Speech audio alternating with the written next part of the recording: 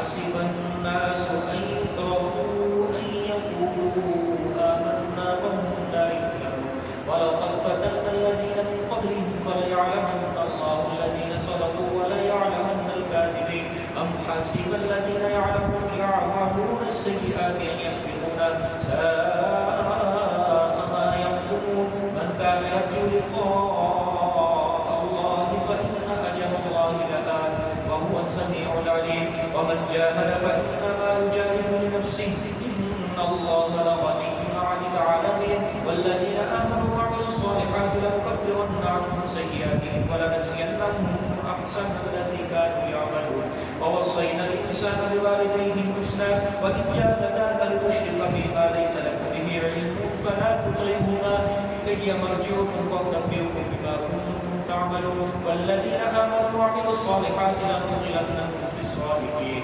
ومن الناس من يقول آمنا بالله فإذا أوذي في الله جعل فتنة الناس كعذاب الله ولئن جاء نصر من ربك ليقولن إنا كنا معكم أوليس الله بأعلم بما في الصدور أوليس الله بأعلم بما في الصدور في صدور العالمين وليعلمن الله الذين آمنوا وليعلمن المنافقين وقال الذين كفروا للذين آمنوا اتبعوا سبيلنا ولا نحمل خطاياكم وما هم بعاملين من خطاياهم من شيء إنهم لكاذبون وليحملن أثقالهم وأثقالا مع أثقالهم وليسألن يوم القيامة عما كانوا يفترون ولقد أرسلنا نوحا إلى قومه فلبث فيهم ألف سنة إلا 50 عاما فأخذهم الطوفان وهم ظالمون فأنجيناه وأصحاب السفينة وجعلناها آية للعالمين صدق الله العظيم.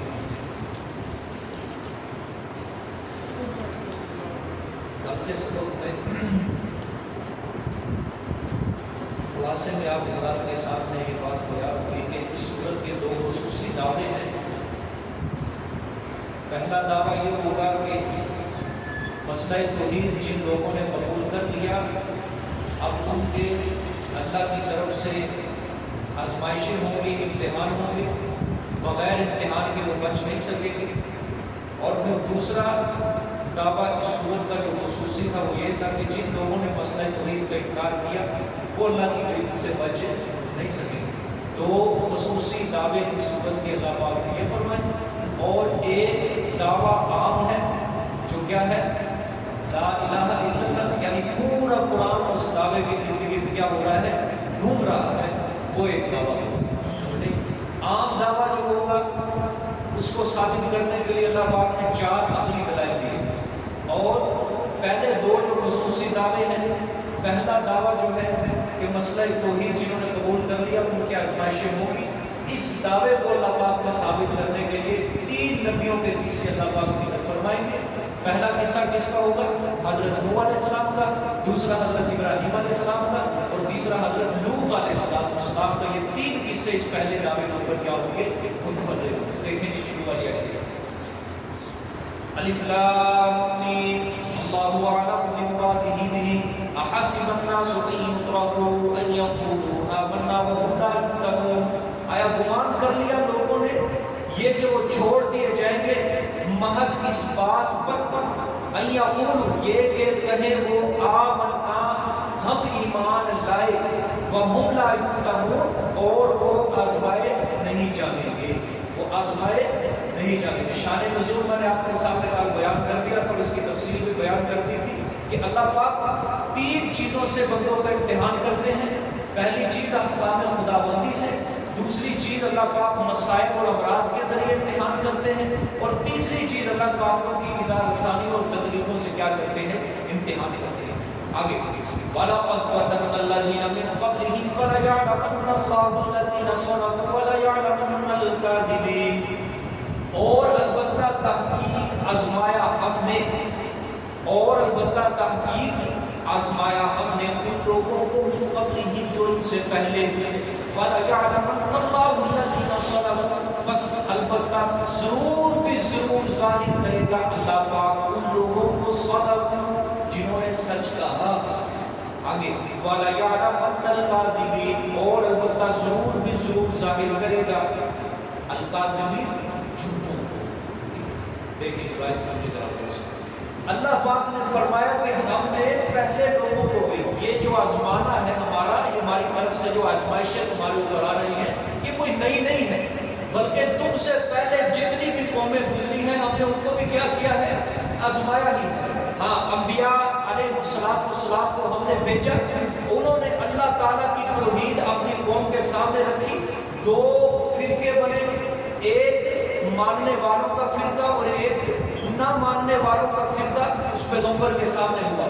تو جو تھے ماننے والے وہ تو ہو گئے پیغمبر کے سامنے، اب جو نہ ماننے والے تھے ان کی طرف سے آتے تھے مصائب، مشکلات کیا آتی تھی، مصائب آتے تھے، مشکلات آتے تھے، ان کے متبعین کو اور نبیوں کو بھی کیا کیا گیا ہے، آزمایا گیا ہے، امتحان کے اندر کیا کیا گیا، مبتلا کیا گیا۔ یعنی اللہ پاک فرمانا چاہتے ہیں ہجرت سے، مصائب سے، مشکلات سے، اقامت فرائض سے، واجبات سے ہم مسلمانوں کو آزماتے ہیں، امتحان کرتے ہیں۔ کیوں کرتے ہیں؟ تاکہ مخلص اور منافق کے اندر امتیاز ہو جائے، تاکہ مخلص اور منافق کے اندر کیا ہو جائے، امتیاز ہو جائے، فرق ہو جائے دونوں کے درمیان کہ کون مخلص ہے اور کون کیا ہے، منافق ہے، تاکہ ہر ایک کو اس کے عمل کے مطابق جزا دی جائے، ہر ایک کو اس کے عمل کے مطابق کیا دی جائے گی، جزا دی جائے گی، فیصلہ کیا جائے گا۔ بھئی دیکھو اگر امتحان نہ ہو، اگر امتحان نہ ہو، پہلی بات تو یہ ہے کہ اللہ تعالیٰ کو تو پتا ہے کہ کون مخلص ہے اور کون منافق ہے، اللہ کی تو علم میں پہلے سے بات ہے، بلکہ انسان ابھی پیدا نہیں ہوتا اللہ کو پتا ہوتا ہے یہ مخلص بنے گا یا منافق بنے گا۔ لیکن اللہ پاک یہ امتحان کیوں کرتے ہیں؟ تاکہ لوگوں کے سامنے بھی، میرے مومنین کے سامنے بھی، دنیا والوں کو پتا چل جائے کیا یہ مخلص ہے یا منافق ہے۔ سمجھے؟ اگر اللہ پاک امتحان نہ لیتے تو جھوٹے اور سچے دونوں برابر ہوتے، سمجھو کہ نہیں؟ اگر اللہ پاک امتحان نہ لیتے تو جھوٹے اور سچے دونوں کیا ہوتے، برابر ہوتے، کسی کے دل کا حال کسی کو بھی معلوم نہ ہوتا۔ مثلا غزوہ تبوک کا موقع جب آیا، یہ صاف ظاہر مثال ہے اس کی، مدینہ منورہ کے اندر منافقین بھی تھے، مومنین بھی تھے، اور دوسرے کفار بھی تھے، یہودی وغیرہ۔ یہودی تو اپنے آپ کو برملا اعلان کرتے تھے ہم یہودی، منافق کیا کہتے تھے، ہم مسلمان ہیں۔ مسلمان وہ بھی اپنے آپ کو منافق کیا کہہ رہے ہیں، مسلمان ہیں۔ اب دیکھو ظاہری اعتبار سے تو ان کے ساتھ بھی معاملہ مسلمانوں والا کیا جائے، لیکن اس زمانے کے اندر جو جہاد ہوتا تھا یہ ایک معیار ہوتا تھا مسلمانوں کے لیے کہ جو جہاد کے اندر جائے گا وہ مخلص سمجھا جائے گا، جو جہاد کے اندر نہیں جائے گا وہ کیا سمجھا جائے گا، منافق سمجھا جائے گا۔ ٹھیک ہے، اب ظاہری بات ہے منافق نے تو اوپر سے اسلام قبول کرنا ہے، دل سے تو اس نے نہیں کرنا، لیکن جب جہاد کے اندر اس کو مرنا نظر آئے گا، خون نظر آئے گا، اس کو پتا چلے گا پیچھے بیوی بیوہ ہو جائے گی، پوری زندگی گالیاں نکالے گی، مرنے کے بعد بچے یتیم ہو جائیں گے، بڑے ہو گئے وہ بھی گالیاں نکال، جب اس کو یہ سمجھ آئے کہ منافق کو تو وہ کیا ہے، پیچھے ہٹے۔ چنانچہ غزوہ تبوک کے موقع پہ کئی منافقوں نے آپ صلی اللہ علیہ وسلم کے پاس آ کے کیا چاہی تھی، اجازت چاہی تھی، حضرت ہماری بیٹیاں اکیلی ہیں، بچے چھوٹے چھوٹے ہیں، بوڑھے ہیں، ان کو سنبھالنے والا کوئی نہیں ہے، ہمیں رخصت دے دے، ہمیں اجازت دے دے تاکہ ہم اپنے گھروں کے اندر رہیں۔ لیکن مخلصین جو تھے وہ نہیں آئے تھے، وہ نہیں جاتے تھے، کیونکہ نفیر عام تھا، آپ صلی اللہ علیہ وسلم کی طرف سے حکم تھا کہ سارے کے سارے نکل پڑو جہاد کے لیے، ہمارے امیر کی طرف سے نفیر عام تھے، اس لیے سب کے اوپر فرض عین تھا جہاد۔ لیکن منافقین نے کیا کیا، اللہ پاک نے پوری سورت توبہ اتار کے ان سارے منافقین کی گلے کھول دی، میرے پیغمبر یہ کس طرح کیا ہے، کس طرح اللہ پاک نے شدید غصے کا اظہار سورت توبہ کے اندر ان منافقین کو اللہ پاک سمجھ آ گیا بات۔ اگر نہ آزمایا جاتا تو مومن اور مخلص کیا ہو جاتے، کوئی فرق ہی نہ ہوتا، سچا اور جھوٹا دونوں کیا ہو جاتے، برابر ہو جاتے، کسی کو پتہ ہی نہ چلتا۔ بھائی یاد رکھنا میری ایک بات، یاد رکھنا یہ اللہ پاک کی جو سنت ہے، یہ طریقہ ہے، یہ ہمیں بھی آزمانا چاہیے۔ کسی کا کاروبار ہے، کسی کے تحت کام کرنے والے لوگ، کوئی استاد ہے، کوئی پیر ہے، اس کو بھی یہ چیز اپنانی چاہیے کہ ساتھ مخلص کون ہے اور منافق کون ہے میرے ساتھ. جن بادشاہوں نے یہ کام دنیا کے اندر چھوڑا ان کی سلطنتیں برباد ہوئی. ان کی سلطنتیں کیا ہوئی ہیں؟ برباد ہوئی. تاریخ گواہ ہے اس بات. تاریخ گواہ ہے. آپ صلی اللہ علیہ وسلم کے دور میں تو اللہ پاک کیا کر دیتے ہیں؟ تکلیف نہیں دیتے. سمجھے؟ اور اللہ پاک بھی کب کھولتے تھے؟ جب ان کی طرف سے کرتوت، منافقین کی طرف سے زمین پر جب کیا یہ کرتوت کھولتے تھے، کالی کرتوت اپنی سامنے واضح کر اللہ پھر کہتے تھے ان کی یہ حرکت، یہ عادت اس بات کی گواہی دیتی یہ اندر سے کالے ہیں اور اوپر سے یہ سفید ہوئے. بعد میں چلتے جاؤ سب سے زیادہ منافقت جو ہے اس وقت یہودیوں کے اندر ہے اور انہی سے ملتے جلتے آج مسلمانوں کے اندر وہ منافقت آ چکی ہے. کلہم سیاستدان، رعایا، ہر طبقے کے اندر منافقت بنی ہوئی ہے. اللہ بچائے اس چیز سے. امتحان لو. آپ کے نیچے بڑھ کر کام کر رہے ہیں، امتحان لو اس کا. یہ کہیں آنے والے وقت میں مجھے دھوکہ تو نہیں دے گا، ڈنڈی تو نہیں مارے گا. کسی کے اوپر زیادہ اعتماد مت کرو، کسی کے اوپر زیادہ اعتبار مت کرو. امتحان اس کو نہ چھوڑو، بالکل نہ چھوڑو. مسلمانوں کی جتنی بھی سلطنتیں آئی ہیں، میں نے آپ کو شروع میں بھی کہا تھا، جتنی بھی سلطنتیں آئی ہیں اپنے مسلمان غداروں منافقوں کی وجہ سے وہ سلطنتیں ساری تباہ ہوئی. سلطان صلاح الدین ایوبی رحمۃ اللہ نے 4 حملے کیے، 2 حملے غیروں نے کیے، 2 حملے اپنے نے کیے مسلمانوں نے.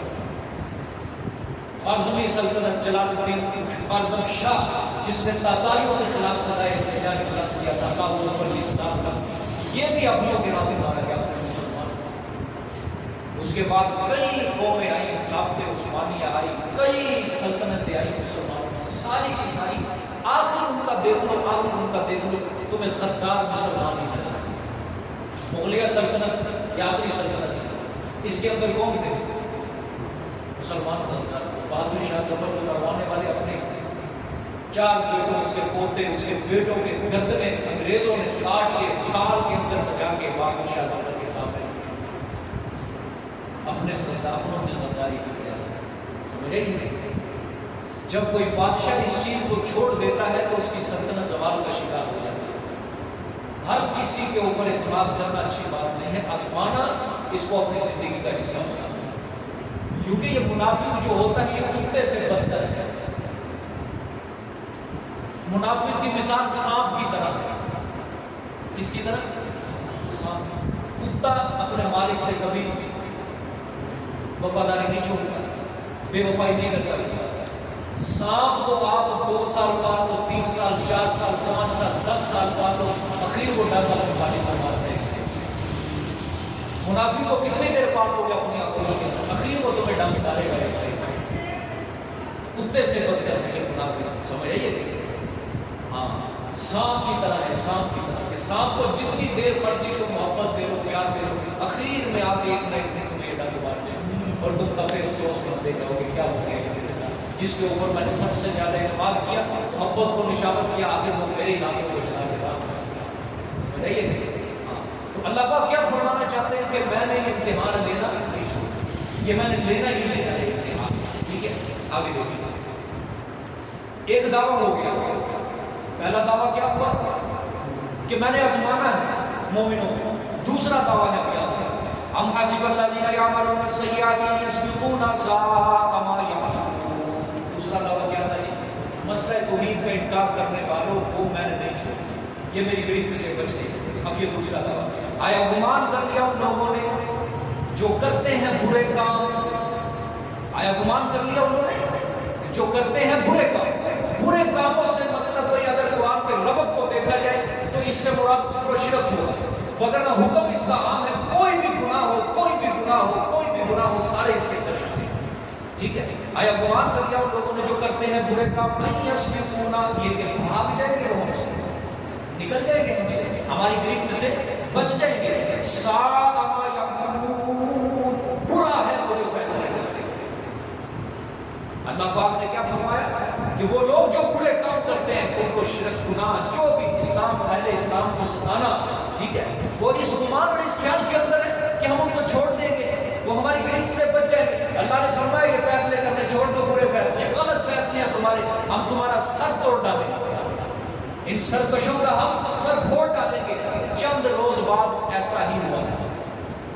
آپ صلی اللہ علیہ وسلم مکہ مکرمہ کے اندر صحابہ کرام مسلمان ہوتے, کتنے ظلم و ستم برداشت کیے. مدینہ منورہ آئے, غزوہ بدر ہوا, پہلی جنگ اسلام کی ہوئی, کفر کی کمر ٹوٹی, حق و باطل کی جنگ کی, جس کو قرآن نے یوم الفرقان کے نام سے یاد کیا ہے.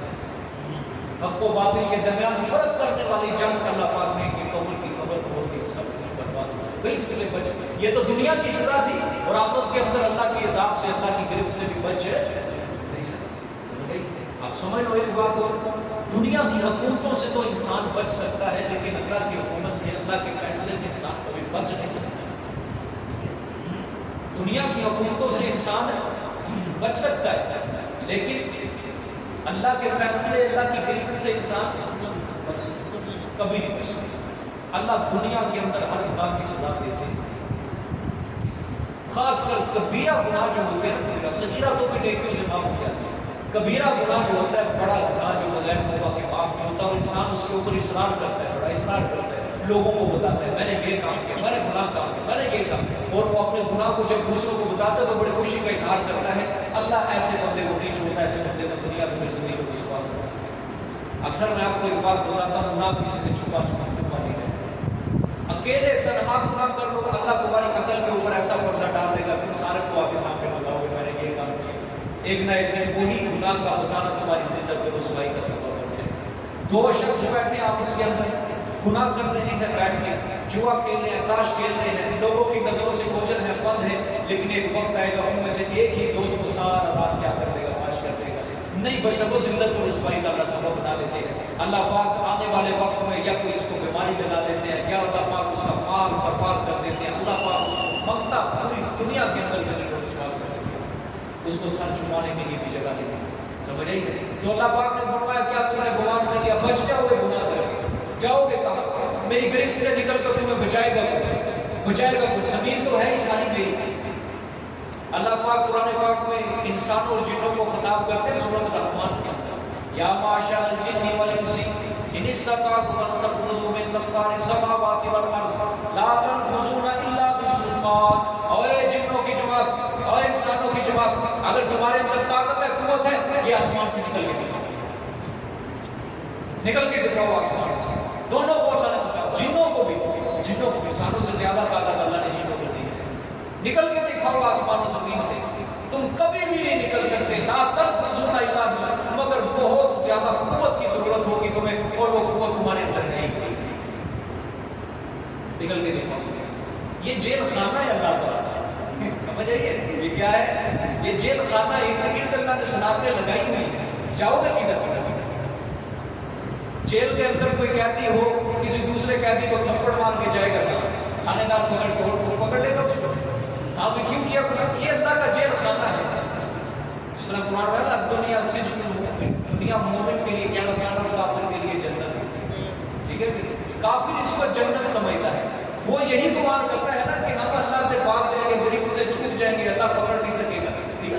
اللہ کہتے ہیں جائے گا کدھر؟ دنیا میری, زمین میری, بےمان آسمان میرا, سورج میرا, چاند میرا, ستارے میرے, نعمتیں میری, غلہ میرا دیا, اناج میرا, بارشیں میرا برسا, ہوائیں میں چلا, سب کچھ میں دے رہا ہوں. میری نعمتوں کو کھا کر مجھ ہی سے غداریاں کرتا ہے. میں تجھے پکڑوں گا, تم مجھے پکڑ سے کس طرح بچ سکے گا؟ سارا یا برا ہے جو تم فیصلہ کر رہے ہو, باز آ جو برا ہے یہ فیصلہ کر رہے ہو. کب تک چھپا لو گے اپنے گناہوں کو, کب تک چھپا لو گے؟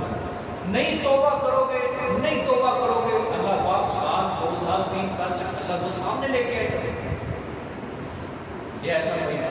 اور ہمارے استاد ہمیں ایک نصیحت کیا کرتے تھے, یقین کرو زندگی کے اندر اس کو ہم نے مشاہدہ کیا, اس کو دیکھا.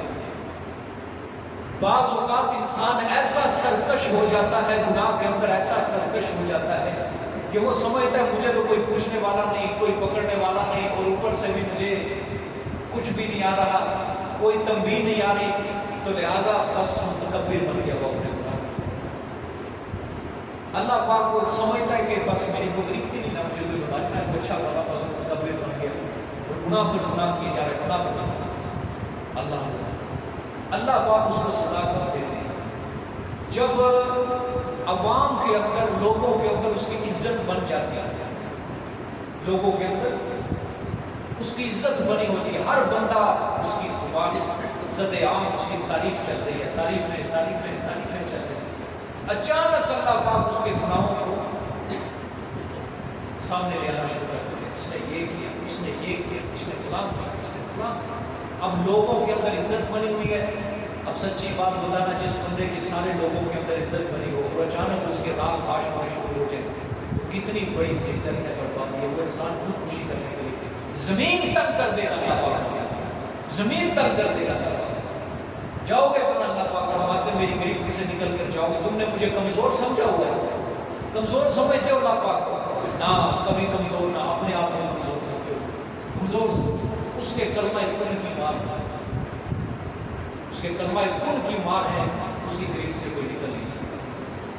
اللہ آگے دیکھیں، اب من کان یرجو لقاء اللہ فإن اجل اللہ لآت، یہاں پہلے دعوے کے متعلق اب یہ رکوع کے آخر تک یہ جائے گا، یہ رکوع کا آخر ما کانوا یفترون، یہاں تک اب یہ پہلے دعوے کے متعلق کی باتیں ساتھ۔ اللہ من کان یرجو لقاء اللہ فإن اجل اللہ لآت، وہ انسان جو کوئی امید کرتا ہے اللہ کی ملاقات کی، وہ انسان جو امید کرتا ہے اللہ کی ملاقات کی، فإن اجل اللہ لآت، بے شک اللہ کا وعدہ آنے والا ہے، اجل اللہ لآت، اللہ کا وعدہ کیا ہے؟ البتہ آنے والا ہے، وہو السمیع العلیم، اور وہی سننے والا جاننے والا ہے، وہی کیا ہے؟ سننے والا ہے، جاننے والا ہے۔ ٹھیک ہے، آگے بھی دیکھیں، ومن جاہد فإنما یجاہد لنفسہ، اور وہ انسان جو مجاہدہ کرتا ہے، جو محنت کرتا ہے، مشقت اٹھاتا ہے، بس سوائے اس کے نہیں کہ وہ مجاہدہ کرتا ہے، محنت کرتا ہے، لنفسہ، اپنے نفس کے لیے۔ ان اللہ لغنی عن العالمین، بے شک اللہ البتہ بے پرواہ ہے جہان والوں سے، اس کو تمہاری باتوں کی کوئی ضرورت نہیں۔ یہاں سے لے کر رکوع کے آخر کا کیا ہوگا؟ پہلے دعوے کا طریقہ، بشارتیں ہوں گی، تکلیفیں ہوں گی۔ اللہ نے فرمایا مومنو، مسئلہ توحید قبول کر لیا، مسائل آئیں گے، مشقتیں آئیں گی، تکلیفیں آئیں گی، لیکن جن لوگوں کے دلوں میں آخرت کا خوف ہے، جن لوگوں کے دلوں کے اندر آخرت کا خوف ہے، اللہ کے سامنے انہوں نے پیش ہونا ہے، ان کو توحید کی خاطر مشکلات برداشت کرنے کے لیے اب ہر وقت تیار رہنا چاہیے۔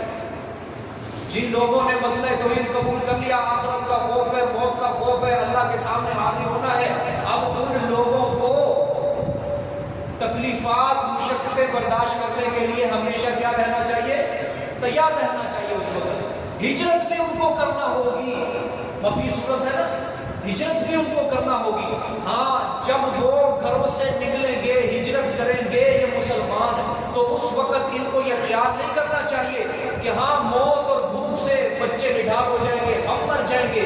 اللہ نے فرمایا بالکل پریشان ہونے کی تمہیں کوئی ضرورت نہیں ہے۔ کیوں؟ فإن أجل الله لآت، اللہ کا وعدہ کیا ہے؟ آنے والا ہے۔ وہ موت گھروں میں بیٹھ کے بھی آنی ہے، اس سے اچھا ہجرت کرو، ہجرت کے راستے میں مر جاؤ، جہاد کرو، جہاد کرتے ہوئے مر جاؤ، شہید ہو جاؤ، اچھی موت پا جاؤ۔ اللہ کا فیصلہ تو آنا ہی آنا ہے، موت تو آنی ہی آنی ہے، وہ سننے والا ہے، وہ جاننے والا ہے۔ جو بھی تم قول و فعل کر رہے ہو، باتیں کر رہے ہو، اللہ سننے والا ہے، اور تمہارے دلوں کے حالات کو بھی اللہ کیا ہے؟ جاننے والا ہے۔ ٹھیک ہے، آگے اللہ پاک نے فرمایا وَمَنْ جَاهَدَ فَإِنَّمَا يُجَاهِدُ لِنَفْسِهِ، جو لوگ محض دین کی خاطر تکلیفیں برداشت کریں گے، وطن کو چھوڑیں گے، بیوی کو چھوڑیں گے، بچوں کو چھوڑیں گے، مال کو چھوڑیں گے، سونا چاندی کا جائیداد کو چھوڑیں گے، اللہ تعالیٰ نے فرمایا اس میں ہمارا کیا؟ ان کو خود اپنی ذات کو ہی فائدہ ہوگا۔ سمجھ آئی ہے؟ فَإِنَّمَا يُجَاهِدُ لِنَفْسِهِ، اللہ نے فرمایا جو تم مجاہدہ کرو گے نا، جو تم مجاہدہ عبادات کرو گے، مشقتیں اٹھاؤ گے دین کے لیے، اس میں ہمارا کوئی نہیں، تمہیں اپنی ذات کو فائدہ اپنے نفع کے لیے کر رہے ہو۔ کیوں؟ فَإِنَّ اللَّهَ لَغَنِيٌّ عَنِ الْعَالَمِينَ، اللہ پاک جہان والوں کی باتوں سے کیا ہے؟ بے پرواہ ہے۔ اللہ کو تمہارے سجدوں کی ضرورت نہیں، اللہ کو تمہارے رکوع کی ضرورت نہیں، اللہ کو تمہاری نمازوں کی، تمہاری عبادتوں کی، تمہارے قیام اللیل کی اللہ کو ضرورت نہیں ہے بالکل۔ اللہ تو تمہارے پیدا کرنے سے پہلے بھی بے نیاز تھا، اور تمہارے پیدا کرنے کے بعد بھی کیا ہے؟ بے نیاز ہے۔ نہیں کرو گے باتیں، میں تمہاری چمڑی ادھیڑ کے رکھ دوں گا، مرنے کے بعد تم نے میرے پاس کیا۔ جو بھی تم کام کر رہے ہو اپنے اپنے نفس کے فائدے کے لیے گناہ کر رہے ہو، اپنے نفس کو خود تم نقصان پہنچا رہے ہو، عبادتیں کر رہے ہو، اللہ کو راضی کر رہے ہو، اپنی جان کو بچانے کے لیے تم کام کرو۔ مجھے تو تمہاری کوئی ضرورت نہیں، ٹھیک ہے، مجھے تمہاری باتوں کی کوئی ضرورت نہیں ہے، سمجھا کہ اللہ بے پرواہ ہے، سبحان اللہ، بڑی بات ہے۔ انسان یہاں ایک نماز پڑھ کے کہتا ہے بلے بلے بڑا کام کرتا ہی، بلے بلے نماز پڑھ کے گھروں میں جا کے بتاتے ہیں نہیں ہے، نماز پڑھی ہے اللہ ایک نماز کے اوپر مسجد میں آتے ہیں، احسان کرتے ہیں اللہ کو، احسان کرتے ہیں اللہ کو، اللہ کو خدا یہ بھی اس کی رحمت ہے، اس کا فضل ہے کہ اس نے گناہ کے اوپر ارجنٹ سزا نہیں رکھی، وگرنہ اوپر سے فرشتہ اس کو جھوٹا مارتا ہے، ایسا مسجد میں آیا ہے اپنے لیے ہے خدا کے اس کو احسان نہیں، یہ بھی اس کا احسان ہے کہ اس نے ارجنٹ سزا نہیں رکھی، وگرنہ پوری کائنات خراب ہو جاتی۔ مسجد میں آتا ہے وہی فقیر بن گیا، سوالی بن گیا، اس کا گدا بن گیا، محتاج بن گیا، کسی کے اوپر احسان تھوڑی کر دیا تم نے، ہاں تواضع اختیار کر کے اور مسجد کے اندر تواضع، یہ شہنشاہ کا دربار ہے، یہ بادشاہوں کے بادشاہ کا دربار ہے، سمجھ رہی ہے، ہاں یہ اس کا دربار ہے، یہاں پہ کوئی تخت نہیں ہے، کوئی تاج نہیں ہے، ٹھیک ہے، یہاں وہ ذات ہے تو نظروں سے نپوش، لیکن اس کی صفت یہ ہے کہ وہ علیم بذات الصدور ہے، وہ تمہارے دلوں کے حالات کو جانتا ہے، تمہاری باتوں کو سنتا ہے۔ دنیا کے بادشاہوں کے درباروں میں جاؤ گے، تم روز بروز جاؤ، تمہاری عزتیں کم ہوگی، تم ذلیل ہو جاؤ گے، رسوا ہو جاؤ گے، لیکن یہ وہ دربار ہے جہاں تم 5 وقت لگاؤ گے، روز آؤ، صبح آؤ، شام ہو، یہاں تمہاری عزت کم نہیں ہوگی بلکہ پہلے کے بنسبت تمہاری عزت اور زیادہ بڑھتی ہے، اس بادشاہ کے تم اور زیادہ قریب ہوتے جاؤ گے، اس شہنشاہ کے تم اور زیادہ قریب ہوتے جاؤ گے۔ یہ تم اللہ کے اوپر احسان نہیں کر رہے بلکہ اپنے آپ کے اوپر خود احسان کر رہے ہو۔ اللہ نے فرمایا جو مشقتیں اٹھا رہے ہو وہ میرے لیے نہیں، وہ ساری کی ساری اپنی جان کے نفع کے لیے، مجھے تمہاری مشقتوں کی، تمہاری باتوں، تمہاری تکلیفوں کی کوئی ضرورت نہیں ہے۔ سمجھ آ گیا بات؟ اللہ اکبر، آگے دیکھیں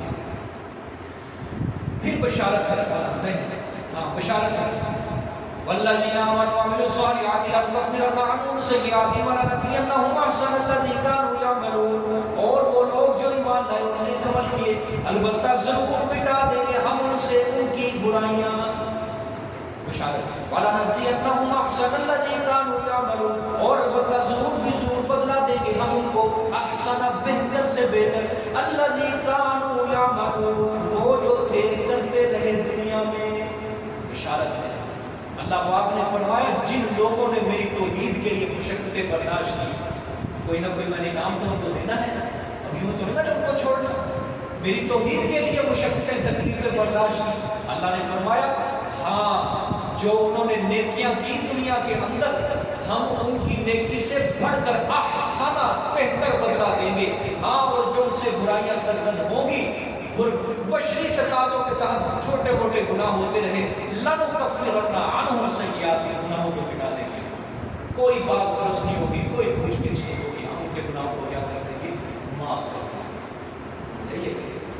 سبحان اللہ، اللہ آگے دیکھیں، وَوَصَّيْنَا الْإِنسَانَ بِوَالِدَيْهِ حُسْنًا وَإِنْ جَاهَدَاكَ لِتُشْرِكَ بِمَا لَيْسَ لَكَ بِهِ عِلْمٌ فَلَا تُطِعْهُمَا، اور تاکیدی حکم کیا ہم نے انسان کو، وصینا وصیت سے ہے نا، وصیت کا مطلب ہوتا ہے تاکیدی حکم، اور ہم نے تاکیدی حکم کیا انسان کو بوالدیہ، ساتھ اس کے والدین کے متعلق، کس کا؟ حسنا، بھلائی، حسن سلوک کا، وَإِنْ جَاهَدَاكَ لِتُشْرِكَ بِمَا لَيْسَ لَكَ بِهِ عِلْمٌ فَلَا تُطِعْهُمَا، اور اس کے ساتھ ہم نے یہ بھی کہا کہ اگر زور ڈالے وہ اوپر تیرے، اگر مجبور کرے وہ تجھے لتشریکا، تاکہ تو شریک کرے بھی میرے ساتھ کسی کو، ما لیس لک بہ علم، تاکہ تو شریک کرے ساتھ میرے ان کو جو نہیں ہے تیرے پاس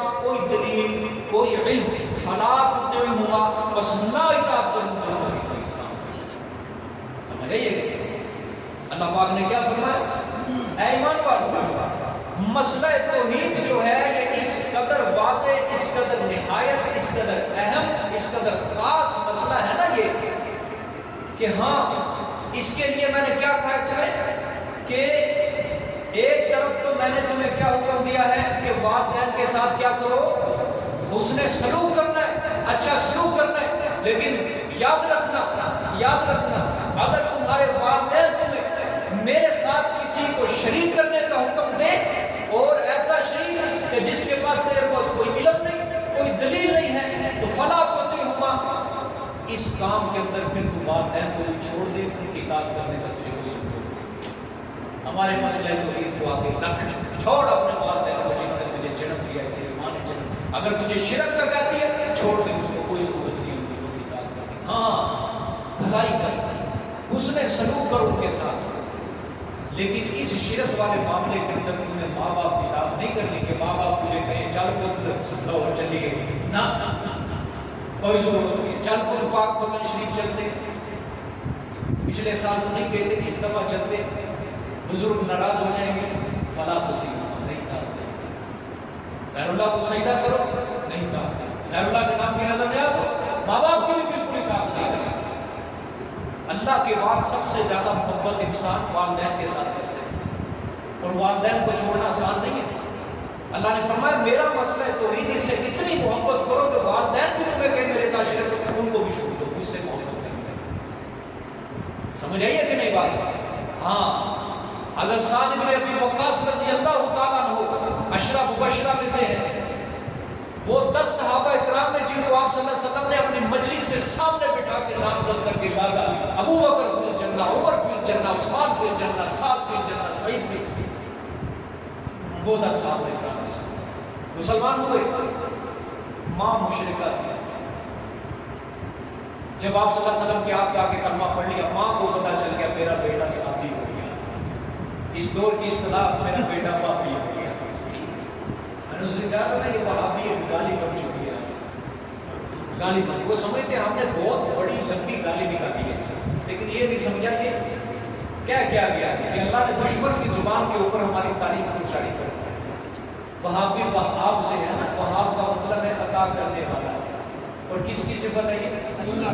اور جب ہمیں کہیں گے لوگ وہابی، یہ جو آخر میں یا ہے یہ نسبت کی ہے، جس طرح میں آپ کو کہوں فیصلہ آباد کہ تو فیصلہ آباد والا ہے، لوگ ہمیں کہیں گے وہابی، کیا مطلب وہاب والا ہے تو عطا کرنے والے کا بندہ ہے، تو اس کے سوا کسی سے مانگتا نہیں ہے، جب بھی تو مانگتا ہے تو اسی وہاب سے مانگتا ہے۔ سمجھ رہی ہے کہ دشمن کی زبان کو بھی اللہ نے ہماری تعریف کو جاری کر دیا، مولا تیرا شکر ہے، سمجھ آئیے کہ ہاں مسلمان ہو گئے، ماں مشرکہ، ماں کو پتا چل گیا میرا بیٹا صحابی ہو گیا، آبا اجداد کے دین کو چھوڑ دیا، ماں نے منت مانگ لی، آدھی بات کھول کے بھوکی پیاسی دھوپ کے اندر آ کے بیٹھ گئی، کہا اس وقت تک میں کھانا نہیں کھاؤں گی، اس وقت تک میں اپنے بالوں میں کنگھی نہیں کروں گی، اس وقت تک دھوپ سے نہیں اٹھوں گی جب تک میرا بیٹا واپس اپنے ابا اجداد کے دین میں نہ آ جائے۔ اور میرا بیٹا جب ماں کو اس حالت کے اندر دیکھے گا تو پریشان ہوگا، میرا بیٹا مجبوراً واپس آ جائے گا۔ حضرت سعد آئے، آپ صلی اللہ علیہ وسلم کی خدمت سے واپس اٹھ کے گھر آئے، ماں کو دیکھا دھوپ کے اندر بیٹھی ہوئی ہے، بال کھلے ہوئے ہیں،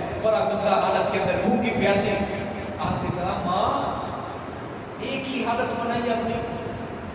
ماں نے کہا پتر میں سنیا تو صحابی ہو گیا، آبا و اجداد کے دین کو تم نے چھوڑ دیا ہے، اور دیکھ لے میں تجھ سے کہہ رہی ہوں میں بھوکی پیاسی یا دھوپ کے اندر مر جاؤں گی اگر تو اپنے آبا اجداد کے دین میں واپس نہ آیا، مر جاؤں گی، تجھے ماں دوبارہ نہیں ملے گی۔ حضرت سعد بن ابی وقاص اب کلمہ پڑھ لیا، توحید کی جو روشنی، وہ مٹھاس، وہ حلوہ، وہ لطف جس کو اب حاصل ہو جائے وہ کہاں چھوڑتا ہے، اس کے سامنے تو پوری کائنات بھی ہیچ ہو جاتی ہے، کوئی بھوکت کوئی مانے نہیں کرتی۔ اللہ بیٹا ماں کی محبت تجھے کبھی نہیں ملے گی، بیٹا ہاں کیا کہتے ہیں ماما ٹھنڈیاں،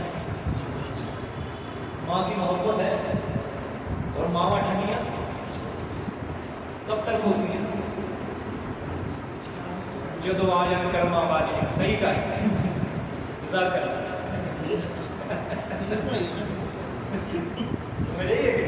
ہاں، جب وہ آ جاتی ہے تو ماما بھی ٹھنڈیاں چاہا کر، پھر بیویاں ٹھنڈیاں چاہا، ایک گاڑی کے اوپر میں نے لکھا دیکھا بیوی ٹھنڈی چاہا، اللہ خیر۔ ماں نے کہا بیٹا ماں کی محبت تجھے کبھی نہیں ملے گی. بیٹے نے کہا ماں تیرے جسم کے اندر بتا کتنی روحیں ہیں؟ کہا ایک روح. بیٹے نے کہا ماں تیرے جسم کے اندر 100 روحیں بھی ہوں، ایک ایک کر کے نکلتی جائے تب بھی میں اب توحید محمد رسول اللہ صلی اللہ علیہ وسلم کا دامن کبھی نہیں چھوڑوں. جا 100 روحیں بھی 100 جانے بھی دے دے تو اب میں تجھے چھوڑ سکتا ہوں لیکن محمد صلی اللہ علیہ وسلم کو میں نہیں چھوڑ سکتا. ماں نے کہا بیٹا ماں کی محبت نہیں ملے گی، کس کو چھوڑ رہے تھے؟ حضرت سعد بن ابی وقاص نے فرمایا کہ ماں تیری محبت کب تک، اور تیری محبت کب تک؟ تیری آنکھیں بند ہو گئی، مر گئی، قبر کے اندر چلی گئی، کل قیامت والے دن تو مجھے پہچاننے سے انکار کر دے گی. اللہ کہ میں تیرا صدا بیٹا، تو رب کے سامنے کہہ دے گی نا کہ ربا مینوں جنت چ بھیج، میرے پتر نو بھویں جہنم چ بھیج، تو مینوں بچا بس. تو مجھے تو پہچاننے سے انکار کر دے گی، تیری محبت کب تک؟ اور جس کا دامن، جس کا کلمہ میں نے پڑھا ہے وہ اس دن مجھے اپنی طرف بلائے گا. سعد بیٹا ادھر میری طرف آ. ماں نے پہچاننے سے انکار کر دیا، آ میں تجھے حوض کوثر سے میں تجھے جام دلاتا ہوں. ماں وہ میرے حق میں سفارش کرے گا، وہ مجھے حشر کے میدان میں میرے حق میں سفارش کرے گا، مجھے کام آئے گا. تیری محبت کب تک؟ اللہ ماں کو چھوڑ دیا، ماں کو چھوڑ دیا. یہی صحابہ کرام نے ایسی ایسی مثالیں ذکر کی. حضرت ابو ہریرہ رضی اللہ تعالیٰ عنہ سبحان اللہ، ان کی والدہ بھی آبا و اجداد کے دین کے اوپر ہم مسلمان ہوئے. یہ تو غریب تھے نا بیچارے، غریب تھے بیچارے. کوئی پاس خود بتاتے ہیں، میں آپ سے میرے پیغمبر صلی اللہ علیہ وسلم کے مدرسے کے طالب علم ابو ہریرہ، حدیث رسول صلی اللہ علیہ وسلم سب سے زیادہ انہی سے مروی ہے ہمارے پاس پہنچا. اللہ خود بتاتے ہیں مسلمان ہو گئے. ماں کو پتا چلا، ماں نے کہا نکل جا میرے گھر سے، میرے گھر میں قدم بھی نہ رکھنا، اپنے آبا و اجداد کے دین میں واپس آ. ابو ہریرہ روتا ہوا آپ صلی اللہ علیہ وسلم کے پاس کہتا ہے یا رسول اللہ صلی اللہ علیہ وسلم میرے پاس تو کوئی ہے نہیں، کھانے کے لیے پینے کے لیے کچھ بھی نہیں ہے. ماں نے مجھے گھر سے نکال دیا. یا رسول اللہ دعا فرمائے، دعا فرمائے. جس طرح اللہ نے مجھے توحید کی دولت سے سرفراز کیا، اللہ میری ماں کو بھی توحید کی دولت سے سرفراز کیا. آپ صلی اللہ علیہ وسلم نے ہاتھ اٹھا لیے اللہ کے دربار میں. اللہ ہاتھ اٹھائے جو ہی ادھر سے ابو ہریرہ گھر کی طرف دوڑے. اللہ دوڑتے جا رہے، دوڑتے جا. رستے کے اندر لوگوں نے پوچھا ابو ہریرہ تیرے جیسا درویش آج تک ہم نے دوڑتا نہیں دیکھا، آج تو دوڑ رہا ہے، بتا تو صحیح. کسی نے دامن پکڑ کے، قمیض پکڑ کے پوچھ لیا کہ دوڑ کیوں رہا ہے، بتا تو صحیح. ابو ہریرہ نے کہا کہ آج میں دیکھنا چاہتا ہوں کہ محمد عربی صلی اللہ علیہ وسلم کی دعا عرش سے پہلے پہنچ دیا یا میں پہلے عرش میں اپنے گھر کے دروازے پہ دیکھنا چاہتا ہوں. گھر گئے، دروازہ کھٹکھٹایا، اندر ماں غسل کر رہی. کیا کر رہی؟ مندق الباب، کون ہے دروازہ کھٹکھٹانے والا؟ کہا تیرا بھاگا ہوا بیٹا کو واپس آیا، دروازہ کھول. ماں نے دروازہ کھولا، غسل کیا اور حضرت ابو ہریرہ رضی اللہ تعالیٰ کہ ماں کیا ہوا؟ ماں نے کہا بیٹا تو جب گھر سے مجھے نکالا نا، میرے دل کے اوپر ایسی چوٹ پڑی کہ میرا دل کانپ رہا تھا، گھٹ رہا تھا. حضرت ابو ہریرہ نے فرمایا رحمت عالم صلی اللہ علیہ وسلم کی وہ دعا جو مانگی ہوئی تھی وہ اللہ نے قبول کر لی. ماں نے کہا بیٹا مجھے فوراً محمد عربی کے پاس بھیجا، مجھے کلمہ پڑھوا دے. میرے سینے کی آگ جو لگی ہوئی وہ ٹھنڈی گئے. ماں نے بھی کلمہ پڑھا. حضرت مولانا احمد لاہوری صاحب کا نام سنا کسی نے؟ کس نے سنا ہے؟ ایک بندے یہ سے، دو بندے، تین بندے، احمد لاہوری، 4 5 6 ٹھیک ہے. اور وہ احمد ابھی وقت حال ہی کے اندر بہت بڑے مفسر قرآن تھے. 1962 کے اندر ان کی وفات. جنرل ایوب کا دور ہوا کرتا. بیٹا مفسر قرآن، بڑے بڑے وقت کے سیاستدان، جنرل اس عالم کے قدموں کے اندر گرا کرتے تھے. ماں باپ دونوں سکھ تھے، ماں باپ دونوں سکھ تھے. تقسیم سے پہلے ہندوستان کے اندر رہا کرتے تھے. اللہ نے چھوٹے سے بچے کو ایمان کی دولت سے سرفراز کر دیا. ماں باپ نے گھر سے نکال دیا، نموجہ نکل جاتا ہے. بیٹا آیا، مدرسے کے اندر داخلہ لیا، 8 سال بڑے عالم بن گیا. ماں آتی تھی مدرسے کے اندر ملنے کے لیے بیٹے کو، بچے پڑھ رہے ہیں، بچوں کے اندر وہ علم کا کورس، نبوت کا علم حاصل کر رہا ہے، اپنے سینے کو روشن کر رہا ہے، ماں آ کے کلاس میں آ کے گالیاں دے کے جاتی تھی، وہ احمد تو فلاں ہے، تو فلاں ہے، گالیاں دے کر چلی جاتی تھی، لیکن دین اسلام کو نہیں چھوڑا، ماں باپ کو چھوڑ دیا ماں باپ۔ اللہ، ایک بار ایک مولوی صاحب آئے، آخری سال پڑھ رہے تھے عالم کا، مولوی صاحب کلاس کے اندر آئے، استاد کو آ کے کہا کہ مولانا آپ کے شاگردوں میں سے میری ایک بیٹی ہے اور آپ کا کوئی شاگرد ہے، میں اپنی بیٹی کی اس سے شادی کرنا چاہتا ہوں۔ استاد نے اشارہ کر دیا کہ دیکھ لو یہ میرے سارے شاگرد بیٹھے ہیں، عالم بن چکے ہیں، آخری سال ہے۔ تو اس بندے کی نظر فوراً مولانا احمد علی لاہوری کے اوپر ہوئی۔ اس کو کیا پتا تھا کہ آنے والے وقت میں یہ پتہ نہیں کیا بنے گا، مفسر قرآن کا خود فرمایا کرتے تھے اللہ نے میرے سسر کو وہ دل دیا تھا کہ میرے سسر نے مجھے اس وقت پہچانا جب احمد علی نہیں بنا تھا، میرے سسر نے مجھے پہچان دیا۔ کیا فاشناسی جس کو کہنا ہے اللہ کو۔ استاد نے کہا اس کو کون بیٹی دے گا، اس کے ماں باپ تو سکھ ہیں، اس کو کون بیٹی دے گا؟ اور وہ جو رشتہ لینے کے لیے آیا تھا اپنی بیٹی کے ساتھ کروانے کو، وہ سمجھ گیا، وہ بھی عالم تھا، اس نے کہا کوئی بات نہیں، مجھے پتا ہے میں اس کی پیشانی کے اندر کی خاص قسم کا نور دیکھ رہا ہوں، کل عصر کے بعد اپنی بیٹی کا نکاح سے کل عصر کا وقت آیا۔ مولانا کہتے تھے میرے جیب میں کوئی پیسہ نہیں تھا، میرے پاس لباس بھی دوسرا نہیں تھا کہ میں دوسرا لباس پہنا، پھٹا پرانا لباس میں نے پہنا ہوا۔ دوستوں کو جب بات پتہ چلی، دوستوں نے کہا اللہ کے بندے تیرا نکاح ہے، کوئی نیا جوڑا پہن لے یا بازار سے لے آ۔ کہا بابا میرے پاس تو پیسہ بھی نہیں ہے، میں دوسرا جوڑا بازار سے خرید کے لے کے آ سکتا۔ ایک دوست نے کہا اچھا یہ جو جوڑا تم نے پہنا ہوا ہے اس کو دھو کے دوبارہ تو ڈال سکتا ہے نا؟ دوست نے کہا وہ احمد علی لاہوری رحمۃ اللہ نے فرمایا کہ ہاں یہ کام میں کر سکتا ہوں۔ کہتے اگلا دن آیا، صبح کو میں نے جوڑا اپنا دھویا، جو پہنا ہوا تھا غسل خانے کے اندر وہی دھویا، صابن لگائی، اچانک سردی کا موسم تھا بہت زیادہ، بادل اوپر بنے ہوئے، دھوپ نکلی نہیں، کو گیلا جوڑا میں نے پہن لیا، وہ سوکھا ہی نہیں، ہائے سوکھا گیلا جوڑا۔ ظہر کی نماز پڑھی نہیں سنی تھا، عصر کا وقت آ گیا، لوگوں نے کہا آپ بھی دلہا جی کدھر ہیں؟ مولانا اٹھے، سسر نے دیکھا، لوگوں نے دیکھا کہ کپڑے گیلے، لیکن سسر نے ابھی بھی اس کو اپنے دل میں بات نہیں کی، نکاح پڑھ دیا۔ 2 مہینے تک وہ لڑکی حضرت کے ساتھ رہی، پھر دوبارہ جس کو مقلاوہ کہتے ہیں ملنے کے لیے گھر واپس۔ ماں نے پوچھا بیٹی بتا جو تیرا نیا شوہر ہے اس کو تم نے کیسا پایا ہے؟ بیٹی نے کہا ماں مجھے تو جنت کے واقعے سناتی تھی کہ مرنے کے بعد اللہ جنت دے گا، وہاں فلاں نعمتیں، لیکن جس شخص کے ساتھ میری شادی ہوئی ہے مجھے یوں لگتا ہے کہ اللہ نے مجھے دنیا کے اندر ہی جنت سے نواز دیا۔ حضرت مولانا احمد علی لاہوری صاحب جب پڑھ کے نکلے، اللہ اکبر، جس کے پاس کھانے پینے کے لیے پیسے نہیں ہوا کرتے تھے، کھانے پینے کے لیے پیسے، حضرت کے اوپر ایک وقت ایسا آیا کہ مکہ مکرمہ شہر طائف سے کھانے کے لیے پاکستان لاہور میں آئے۔ اس وقت دور کون سا تھا؟ ہوائی جہاز کا دور نہیں تھا، یہ بحری جہازوں کا دور تھا، اور بحری جہازوں کے ذریعے طائف سے حضرت کے لیے کھانا آ رہا تھا، کے اوپر بیٹھ کے قرآن کا لفظ لاہور کے اللہ بڑی بات، اور بڑی بڑی لینڈ لاڈ گھروں کی عورتیں بیویاں وہ حضرت کے گھر میں آ کے جھاڑو برتن کے لیے دیا کرتی تھی، کیا پتا تھا اسی وجہ سے میں جنت دے دے کہ ایک عالم کے گھر کے اندر ہم جھاڑو دیتے ہیں۔ وہی اقبال کا شعر کے نام پہ یاد ہے، اس نے اپنے بیٹے کو نصیحت کی تھی شعر کے اندر، میرا طریق امیری نہیں فقیری، خود ہی نہ بیچ غریبی میں نام پیدا۔ حضرت نے غریبی میں اپنا نام پیدا کیا، غریبی میں نام پیدا کیا۔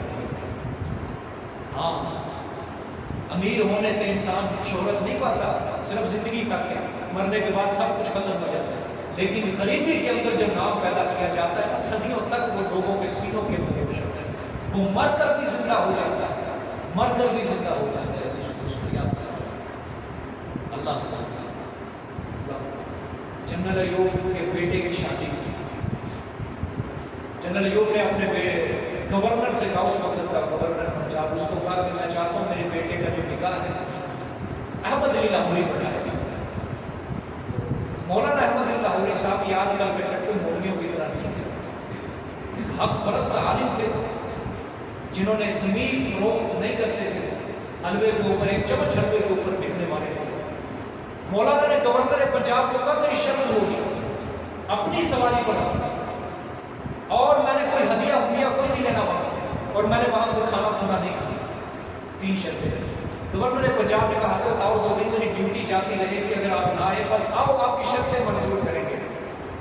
آئے، سائیکل اٹھایا اپنا سواری، اس وقت سائیکل بھی بڑی بات تھی جس کے پاس، سائیکل کے اوپر سفر کر کے گئے اور حال کے اندر پہنچے۔ اللہ لوگوں نے رستہ دیا، اور حضرت نے یہ بھی شرط رکھی میں کسی کا انتظار نہیں کروں گا، وہاں کے جنرل آ رہا ہے فلاں آ رہا ہے فلاں، میں نے جا کے سیدھا خطبہ شروع کیا۔ مجلس لگی ہوئی تھی، حضرت جائے کرسی پر بیٹھے فوراً خطبہ شروع کر دیا، کسی کا کوئی انتظار نہیں۔ نکاح پڑا اور جیب کے اندر ہر وقت چنے ہوتے تھے، اور نکاح پڑا، حجاب کو روپ کروایا، وہاں سے نکلے سائیکل لیا، جنرل یوں پیچھے پیچھے ہدیہ لے کے جہاں پڑی اپنے پاس سائیکل اٹھا لگتے واپس۔ ہاں یہ آج کل یہ لوگ نہیں رہے، ایسے لوگ آج کل آپ کو نہیں ملیں گے، ایسے مولوی آپ کو آج کل نہیں ملیں گے، سب حلوہ خور، سب کھیر خور، سب کھانے پینے والے ضروریت بن چکے ہیں۔ سب دین کو کون، دین کی طرف کس نے اپنے دل کے، کس نے اپنے مقتدی کی آخرت کا فکر کیا؟ ہر کوئی تو تنخواہ کے اوپر لگا ہوا ہے، مجھے اتنی تنخواہ ملی، اتنا پیسہ۔ جب تم اپنے دل کے اندر اللہ کی محبت، اللہ کے دین کی تڑپ پیدا کرو گے کہ میرا فلانا مقتدی بھی دنیا کی لالچ سے نکل کر آخرت کی لالچ، آخرت کا حرص اپنے اندر رکھے، پھر تمہاری اللہ پاک بھی سنے، پھر تمہیں اللہ پاک مقام اور عزت کے شرف سے نواز دے۔ لیکن یہ آج کل جہاں دیکھ لو کھانا پینا سکھا ہوا۔ حضرت شاہ جی رحمۃ اللہ نے حلوہ نہیں پسند کرتے، عطا اللہ شاہ عثمانی رحمۃ اللہ حلوہ نہیں کھایا کرتے، اپنے مریدوں سے کہا کرتے تھے یہ مولوی کے منہ کے اوپر سیمنٹ کا کام دیتا ہے۔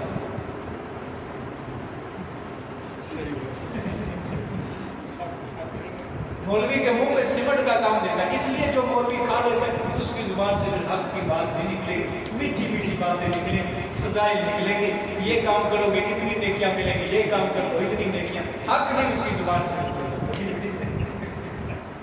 سمجھ آئیے کہ ہاں نہیں پسند۔ انہوں نے فقیری کی حالت میں بادشاہی کی ہے، میرے عزیز دوستو، فقیر کی حالت میں بادشاہی۔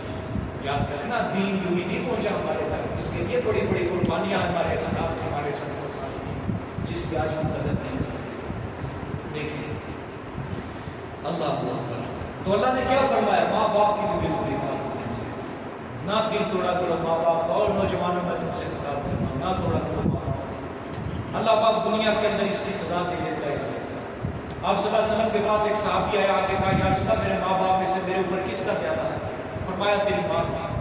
پھر سوال کیا یا رسول اللہ کس کا ہے؟ دوسری مرتبہ پھر کہا تیری ماں، تیسری مرتبہ پھر کہا کس کا؟ پھر فرمایا تیری ماں، چوتھی مرتبہ پھر سوال کیا، پھر کہا تیرے باپ کا، تیرے باپ کا۔ نہ توڑا کرو ماں باپ کا۔ ہاں ان کی نافرمانیاں جو ہے نا، ہم نے زندگیاں بگڑتے دیکھا ہے، ماں باپ کی نافرمانیاں کرتے دنیا میں۔ یہ نافرمانی ماں باپ کی کب سے شروع ہوتی ہے؟ جب انسان بالغ ہوتا ہے 14-15 سال کی عمر کے اندر، تب وہ کہتا ہے بس میں بڑا ہوں، میرے ماں باپ چھوٹے۔ اور 20-22 سال تک وہ سمجھتا ہے بس میں بڑا ہوں۔ 20-22 سال جب گزرتے ہیں پھر اس کو پتہ چلتا ہے وہ جو ماں باپ مجھے سمجھایا کرتے تھے نا، آج مجھے وہ سمجھ بدلنا پڑا۔ برباد اور سلیم رسوا ہو جاتا ہے وہ انسان جو ماں باپ کی نہیں مان کے چلتا ہے۔ یہ جن کی عمریں 40 سال ہو چکی ہے نا، ان سے کبھی پوچھ کے دیکھا کرو کہ ماں باپ کی نافرمانی کتنا رسوا کرتی ہے انسان کو۔ اللہ الیہ مرجعکم وانبئکم بما کنتم تعملون، اللہ پاک نے فرمایا طرف میرے ہی تمہارا لوٹنا ہوگا، میری طرف تم لوٹائے رہو۔ وانبئکم، بس میں خبردار کروں گا تمہیں ان کاموں سے جو تم عمل کرتے ہو، سمجھ رہے جو تم عمل کرو۔ آگے پھر بشارت ہے والذین آمنوا وعملوا الصالحات لندخلنهم فی الصالحین، اللہ پاک نے فرمایا اور وہ لوگ جو ایمان لائے اور نیک عمل کیے، لندخلنهم، البتہ ضرور بھی ضرور داخل کریں گے ان کو بیچ نیک لوگوں کے۔ سبحان اللہ، بڑی بشارت ہے یہ۔ نیک عمل کرو، اچھے کام کرو، کہاں داخل کریں گے؟ نیک لوگوں کی صفوں میں ہم تمہیں کیا مطالبہ کریں گے؟ نیک لوگوں کی صفوں۔ آگے زجر، یہ بھی منافقین، وَمِنَ النَّاسِ مَن يَقُولُ آمَنَّا بِاللَّهِ فَإِذَا أُوذِيَ فِي اللَّهِ، اور بعض لوگوں سے وہ ہیں جو کہتے ہیں ہم ایمان لائے اللہ پر، فَإِذَا أُوذِيَ فِي اللَّهِ، بس جب ایذا دیے جاتے ہیں اللہ کے بارے میں، جب اللہ کے لیے ان کو تکلیف پہنچتی ہے، جعل فتنة الناس كعذاب اللہ، تو کرتا ہے عذاب لوگوں کو کمثل عذاب اللہ کے عذاب کی طرح وہ لوگوں کے ایذا کو سمجھ لیتا ہے وہ منافق۔ وَلَئِن جَاءَ نَصْرٌ مِّن رَّبِّكَ لَيَقُولُنَّ إِنَّا كُنَّا مَعَكُمْ، اور بتا اگر آ جائے مدد طرف تیرے رب کی طرف سے، لَيَقُولُنَّ، البتہ ضرور بھی ضرور کہیں گے وہ، إِنَّا كُنَّا مَعَكُمْ، بے شک ہم تمہارے ساتھ ہیں۔ اللہ نے منافقین کے خواص کو بیان کیا۔ اللہ نے فرمایا یہ منافق بے ایمان ایسے ہیں، یہ کہتے ہیں ہم ایمان ہیں، ایمان۔ اب ظاہر بات ہے جس نے توحید قبول کر لی کافر تو نہیں چھوڑے، تو ڈنڈا برسائیں گے۔ اللہ نے فرمایا جب ان کو فائزہ اوذی فی اللہ، اللہ کے بارے میں جب سزا دی جاتی ہے، توحید کی خاطر جب ایذا پہنچتی ہے ان کو، جعل فتنۃ الناس کعذاب اللہ، لوگوں کی تکلیف کو یہ سمجھتے ہیں جیسے اللہ نے ہمارے اوپر عذاب ڈال دیا۔ لوگوں کی تکلیف کو کیا سمجھتے ہیں؟ اللہ نے ہمارے اوپر عذاب بھیج دیا ہے، اللہ نے پکڑ لیا، ٹھیک ہے۔ اور جب کوئی اللہ کی طرف سے مدد آ جاتی ہے، مثال کے طور پہ مال غنیمت آ گیا، جہاد کے اندر پتہ ہوگی مال اچھا خاصا مسلمانوں، پھر آگے کہتے ہیں مسلمانوں کو انا کنا معکم، بابا ہم تو تمہارے بھائی ہیں، ہم تو تمہارے ساتھ ہیں۔ وہ تو اوپر سے کافروں کے ساتھ ہیں، اندر سے دل ہمارا تمہارے ساتھ ہی جڑا ہوا ہے، ٹھیک ہے۔ یہ خباثت منافقین کی بیان اللہ اولیس اللہ بیعلم ما فی صدور العالمین، اللہ نے فرمایا آیا نہیں جانتا اللہ، آیا نہیں اللہ پاک خوب جانتے بما فی صدور العالمین، ان باتوں کو جو سینوں میں ہے جہان والوں کی۔ اللہ نہیں جانتا کیا جو لوگ اپنے سینوں کے اندر باتیں چھپائے، اللہ ہر کسی کی منافقتوں کو کیا کرتا ہے، جانتا ہے کہ تم کیا کر رہے ہو کیا نہیں کر رہے ہو۔ سمجھ آئیے آگے دیکھیے پھر وہی بات، وَلَا يَعْلَمَنَّ اللَّهُ الَّذِينَ آمَنُوا وَلَا يَعْلَمَنَّ الْمُنَافِقِينَ، اور البتہ ظاہر کرے گا اللہ پاک ان لوگوں کو جو ایمان لائے، اور البتہ ضرور بھی ضرور ظاہر کرے گا منافقین کو۔ اللہ ایسے قسم کے واقعات رکھ کے اللہ پاک ظاہر کرتا رہے گا منافق ہونا، یہ اللہ نے فرمایا میں نے نہیں چھوڑنا، میں نے امتیاز کرتے رہنا کہ مخلص ہونا اور منافق ہونا، ٹھیک ہے۔ آگے وقال الذين كفروا للذين آمنوا اتبعوا سبيلنا ولنحمل خطاياكم، شکوہ۔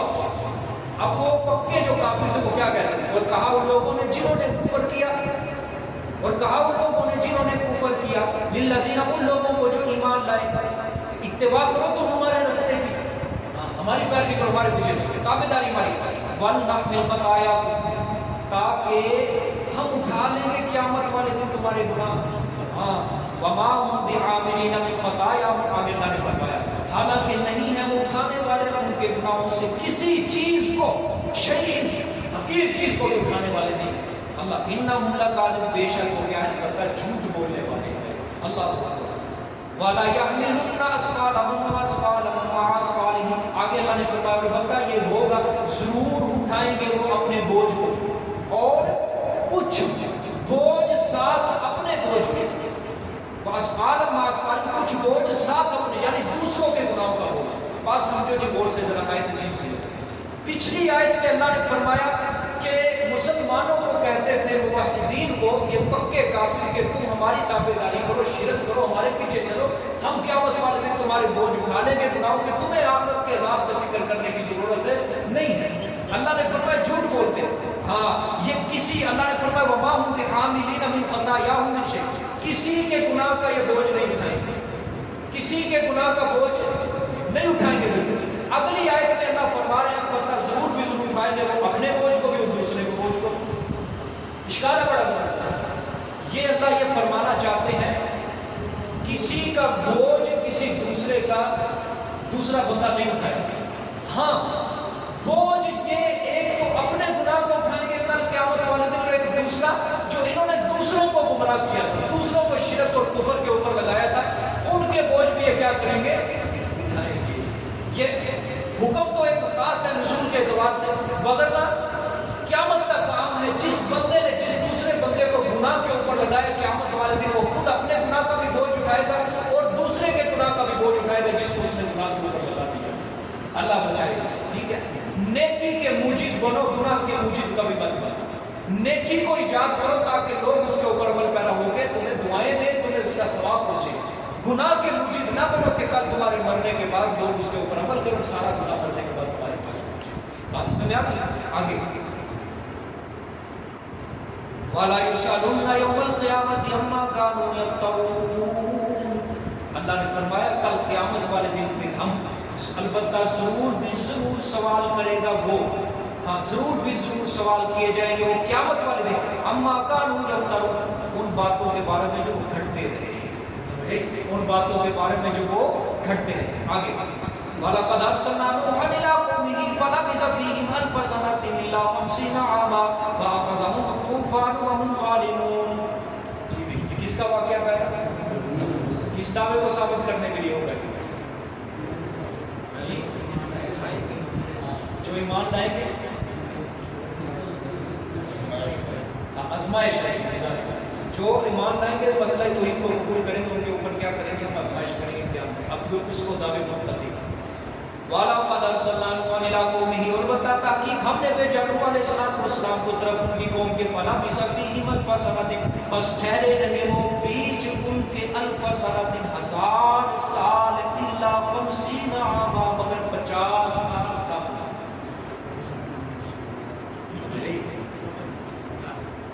أَلْفَ سَنَةٍ کتنے سال ہو گئے؟ 950 سال. حضرت کی عمر 1050 سال تھی.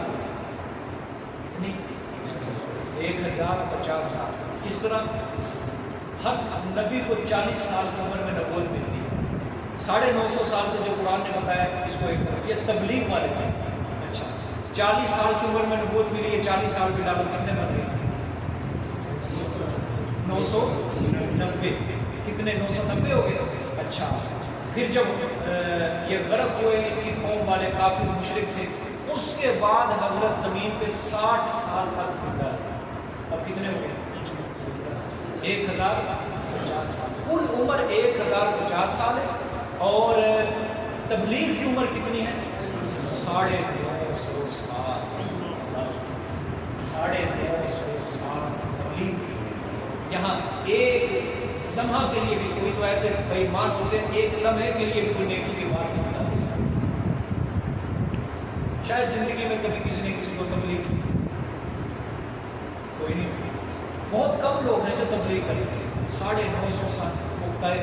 اور دوسری بات پوری آیت ہے فَأَخَذَهُمُ الطُّوفَانُ وَهُمْ ظَالِمُونَ، پس پکڑا ہم نے ان کو، ہاں پس پکڑا ان کو طوفان نے، وَهُمْ ظَالِمُونَ درا حال یہ دوسرے. اللہ نے تبلیغ کا ذکر نہیں کیا کہ حضرت نے وہ تبلیغ کی تھی کہ الہ کون ہے، کہ الہ صرف اللہ ہے. اللہ نے یہ نہیں کیا. اللہ نے بتلایا یہی ہے کہ حضرت نوح علیہ السلام اپنی قوم کو اللہ کی توحید کا پیغام دیتے رہے. 950 سال انہوں نے مشرکین کی ایذائیں برداشت کی. بتلانا ہی اللہ یہ چاہتے ہیں. اللہ پاک نے یہ ذکر ہی نہیں کیا انہوں نے اپنی قوم سے یہ فرمایا یہ فرمایا یہ فرمایا. نہیں، صرف اللہ نے مدت کا ذکر. اور پورے قرآن پاک کے اندر اللہ نے یہ واحد پیغمبر ہے جس کی تبلیغ کی مدت کا ذکر کیا. اور اسی مقام پہ اللہ نے فرمایا 950 سال. اللہ نے فرمایا اور 950 سال تبلیغ کا دورانیہ ایک دن بھی حضرت کے اوپر ایسا نہیں گزرا کہ حضرت کو کسی نے پتھر نہ پڑے. ہر روز پتھر سے پتھر سے. یہ بھی لوگ دنیا کے اندر زندگیاں گزار کے گئے دین کے اوپر، اور قیامت تک کے لیے اللہ نے ان کے تذکرے کو سکھا دیا. انبیاء کے جو پروڈکشن ہوتی ہے نا وہ پلازا تجارت بلڈنگ کھڑی کرنا نہیں ہوتی. انسانیت کی اعلیٰ تعلیم کے اوپر فائز کرنا ان کی پروڈکشن کی ہوتی ہے. میرے پیغمبر کی پروڈکشن کیا تھی؟ انہوں نے مثال بنائے، ایٹم بم بنائے یا بلڈنگ کھڑی کی؟ نہیں، انسان بنایا. اگر تفتیش کرنا چاہتے ہو، کمپیئر کرنا چاہتے ہو تو ابو بکر کو دیکھ لو، عمر کو دیکھ لو، عثمان کو دیکھ لو، علی المرتضیٰ کو دیکھ لو. اور آج تمہارے لیڈر تمہیں کیا بنا رہے ہیں؟ انسان بنا رہے ہیں. سچی بات ہے، انسانیت کی تعلیم دے رہے ہیں. ہاں خود بھی حیوان ہے، دوسروں کو بھی حیوانیت کی تعلیم دے رہے ہیں. بے حیا بنا رہے ہیں. کسی لیڈر نے تمہیں نہیں کہا وہ قرآن پڑھا، کسی لیڈر نے سیرت محمد صلی اللہ علیہ وسلم کا مطالعہ، کسی لیڈر نے آ کے کسی بے حیائی کے خلاف آواز میں کبھی نہیں دی. 950 سال حضرت نوح علیہ السلام نے تبلیغ کی، کوئی بلڈنگ کوئی پلازا نہیں کھڑا کیا، کوئی دنیا نہیں کمائی، غریبی میں اپنا نام پیدا کیا. اللہ نے قیامت تک کے لیے قرآن پاک کے اندر بھی فیصلہ کیا، قیامت تک لوگ اس کو پڑھتے رہے. 950 سال 950 سال اللہ. بڑی عجیب بات ہے، اللہ نے یوں ہی تو نہیں بیان کر دیا قرآن پاک، کوئی وجہ. اور ایک اور بات یہاں پہ آپ کو بتانا چاہتا ہوں، پورے قرآن میں آپ کو نہیں ملے گا حضرت نوح کی نماز کا ذکر. پڑھو قرآن، پورے قرآن میں نہیں ملے گا حضرت نوح علیہ السلام کے روزے کا ذکر. پورے قرآن میں نہیں ملے گا تمہیں حضرت نوح علیہ السلام کے صدقات، زکات، خیرات، قربانی کا ذکر نہیں ملے گا. تمہیں ملے گا، یہی ملے گا کہ حضرت نوح نے 950 سال قال یا قوم اعبدوا اللہ ما لکم من الہ غیرہ، صرف یہی اپنی قوم کو بتاتے رہے، اور میری قوم کے لوگوں الہ تمہارا کوئی نہیں اللہ کے سوا، اللہ کے سوا عبادتوں کے لائق اور کوئی ہستی نہیں. تمہارا مشکل کشا، تمہارا حاجت روا، تمہاری کوٹی قسمتیں کھری کرنے والا، تمہیں اولاد دینے والا صرف کون ہے؟ یہی پورے قرآن میں تمہیں ملے گا. یہی 950 نماز کا ذکر نہیں، کوئی ان کے کہیں روزے کا ذکر نہیں ہے، اور کوئی ان کے 950 سال یا منہ سے کہنا. حضرت انس بن مالک رضی اللہ تعالیٰ فرماتے ہیں جب ملک الموت آئے تھے ان کے پاس روح قبض کرنے کے لیے، ملک الموت نے پوچھا سارے نبیوں میں سے سب سے زیادہ عمر آپ نے پائی ہے، آپ نے دنیا کو کیسا پایا؟ حضرت نوح نے جواب دیا کہ میں نے دنیا کو ایسا پایا کہ جس طرح کوئی انسان ایک مکان کے دروازے سے داخل ہوتا ہے، تھوڑی دیر بس اس مکان میں ٹھہر کر دوسرے دروازے سے نکل جاتا ہے، بس میں نے دنیا کی. اور یہ 70 سال کی عمر میں اس کو کہہ واہ جی واہ بڑی لمبی زندگی. 50 سال کی عمر اقرا رہے ہیں، 60 سال کی اور 950 سال. اللہ ان کے پاس ایک مائی بھی آئی تھی، اگرچہ قرآن حدیث میں نہیں ہے، تاریخ والے اہل تاریخ میں واقع ہوئی. ایک بڑھیا ہے، اس کے بچے فوت ہوتے رہتے. حضرت نوح کے پاس شکایت کریں حضرت دعا کریں اللہ سے میرے بچے پیدا ہوتے ہیں فوت ہو جاتے ہیں، پیدا ہوتے ہیں فوت ہو جاتے ہیں. حضرت نے فرمایا کتنی عمر ہوتی ہے تقریباً؟ کہا یہ بس 200-250 سال عمر پاتے ہیں فوت ہو جاتے ہیں. 200-250 سال عمر فوت ہو جاتے ہیں. حضرت نوح نے اس کو سمجھایا اللہ کی بندی یہ 200-250 سال بھی بہت ہے، ایک قوم تو ایسی بھی آئے گی جن کی عمریں صرف 50-60 سال تک رہ جائیں گی، وہ یہی قوم پھر رہی گی.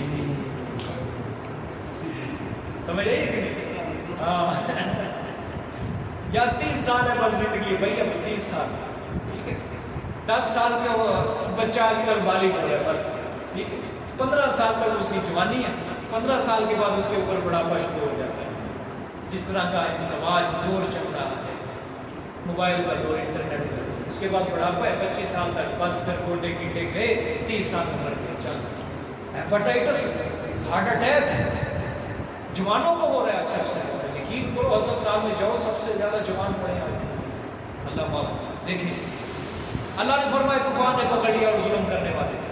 فَأَنْجَيْنَاهُ وَأَصْحَابَ السَّفِينَةِ وَجَعَلْنَاهَا آيَةً لِلْعَالَمِينَ، بس نجات دی ہم نے ان کو، اس کو حضرت نوح کو. وَأَصْحَابَ السَّفِينَةِ، سفینہ کا مطلب کشتی، اور کشتی والوں کو. وَجَعَلْنَاهَا، اور کیا ہم نے اس واقعے کو آیَةً لِلْعَالَمِينَ، نشانی جہان والوں کو، عبرت حاصل. جزاک اللہ خیر. حاضری دے